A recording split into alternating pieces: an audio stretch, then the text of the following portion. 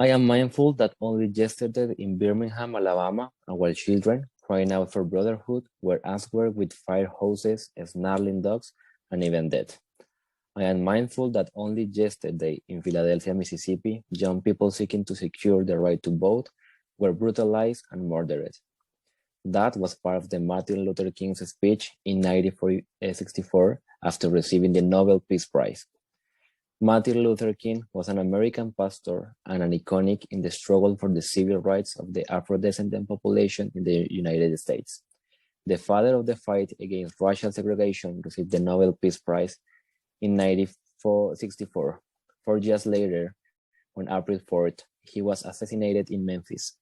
One of their best known struggles and for which we are most proud is the apartheid.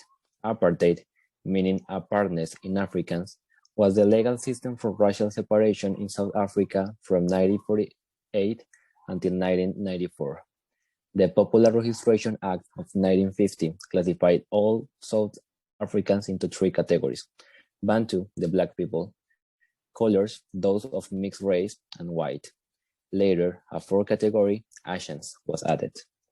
Throughout the 1950s, regulation created separate residence areas, job categories, public facilities, transportation, education, and health systems, with social contact between the races strictly prohibited.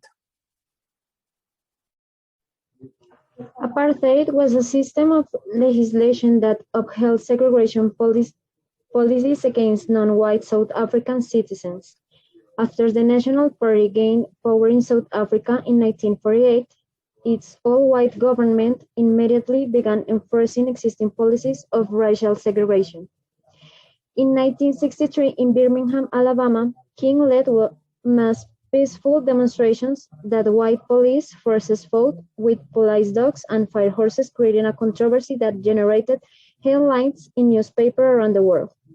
The consequences of apartheid was the areas assigned to black rarely had electricity or water. Hospitals were also segregated. Hospitals for whites were of the quality of any developed nation, while those for blacks were poorly equipped, understaffed, and too few in relation to the population they served. In 1948, the National Party of South Africa, PN, won an election in which only whites could vote and install a repressive racial segregation system against blacks. In 1952, Nelson Mandela organized a campaign of civil disobedience without violence that earned him his first conviction. In 1952, unaware of the leadership that he had achieved, the government decided to silence him, and for this it sent him a disqualification order, which reduced his freedom of action and movement. In 1970, the education of a black schoolboy cost 10% of that of a white schoolboy. Higher education was almost impossible to afford for blacks. The minimum income for paying taxes was $360 for blacks, but the exception limit was much higher for whites, about $750.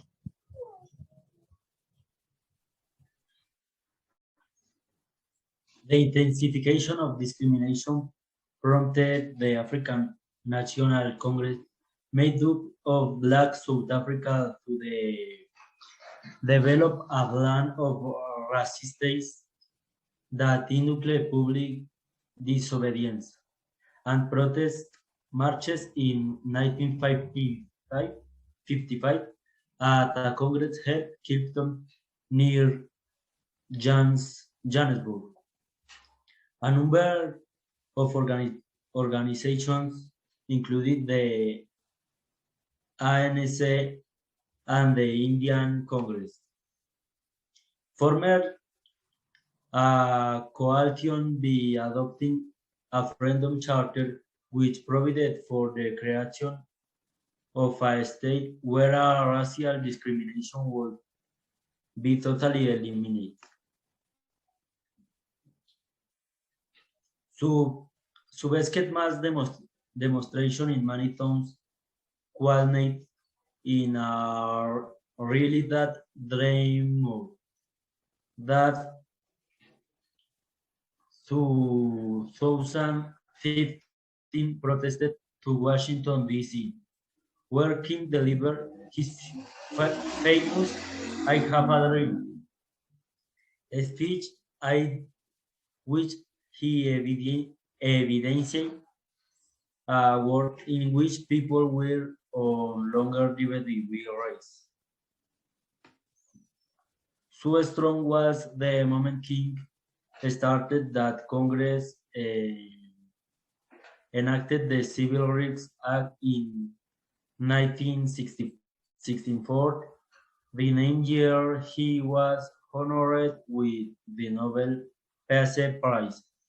King was posthumously awarded the Presidential Medal of Freedom, is an icon the civil rights moment. His life and his work symbolize the purest of equality and non-discrimination that are the core of American and human dream.